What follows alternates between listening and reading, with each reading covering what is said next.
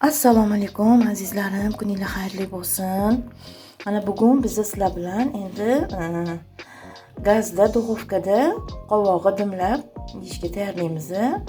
Bu juda ham mazali bo'ladi. Hozirgi qish kunlarida ham inson organizmi uchun juda ham foydali bo'ladi. Qovoqni shundoq pishirganda uncha yegiligi kelmaydi bolajonlar ham, shuning uchun men unga maxsus sos tayyorlab olaman. Bu mana zaytun yog'i, tuz, ozgina chesnok, anorli sos, kashnich maydalangani, bu asal hamda ozginagina soya solib olamiz va bundan hozir biz qovog'ga aralashtirish uchun maxsus sos tayyorlab olamiz. Endi hozir sosimizni tayyorlashni boshlaymiz. Mana bu idishimizda soya bor, zaytun yog'i bor. Zaytun yog'iga birinchi bo'lib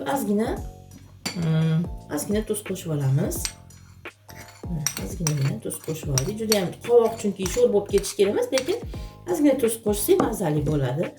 Undan keyin mana bu anorli sos qo'shib olamiz. Mana ko'ryapsizlarki, mana anorli sosimizni qo'shib olamiz. Bunaqa tayyorlab ko'ringlar, juda ham mazali bo'ladi. Bolajonlar hech ham, bolalar ham, kattalar ham mazza qilib yeydigan qovoq bo'ladi. Qovoqni uncha yeyish xohlashmaydi, o'zini somsalar qilsa yeyiladi-ku. Lekin shunaqa sos bilan tayyorlab berdim, bolalar mazza qilib yeb olishdi. Chesnok qo'shamiz. Mana chesnok qo'shib oldik. To'sib qo'ydim, qo'lim bilan aralashtiramiz. Hamda mana kashnich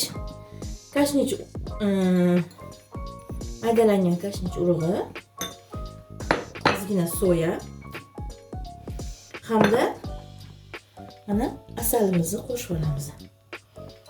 Shakar bo'lsa shakar qo'shsanglar ham bo'ladi. Menda asal bor edi. Asal qo'shib olganman. Juda ham zo'r mazali chiqdi. O'tgan safar qildik. Bolalar mazza qilib yeyishdi. O'zimiz ham mazza qilib yedik mana.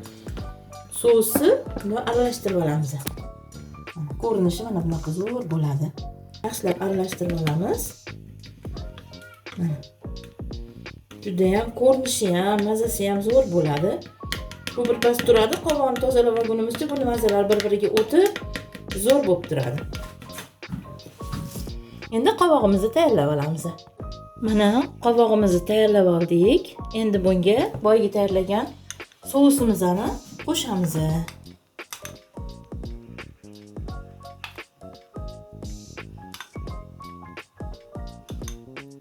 Yetadi shu. Hozir endi buni aralashtiramiz yaxshilab.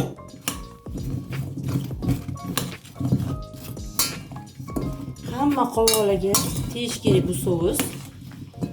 O'shanda juda ham zo'r mazali bo'lib chiqadi. Sariyog' eritib qo'shsanglar ham bo'ladi. Agar zaytun bo'lmasa yoki sariyog'ni ham qo'shib olsanglar yana ham mazali chiqadi. Bizda zaytun yog'i, salat yog'idan qilsanglar ham bo'ladi. Uyda nima bo'lsa shundan qo'shib tayyorlasanglar bo'laveradi. Juda ham mazali, juda ham foydali.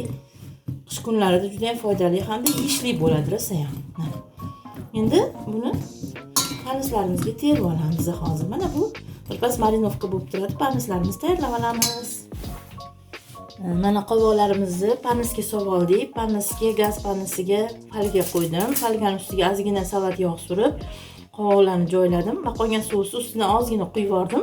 Buni hozir ustini yopib 180 gradusli duxovkamizga pishgunicha jo'natamiz. Qovoq juda ham tez pishadi.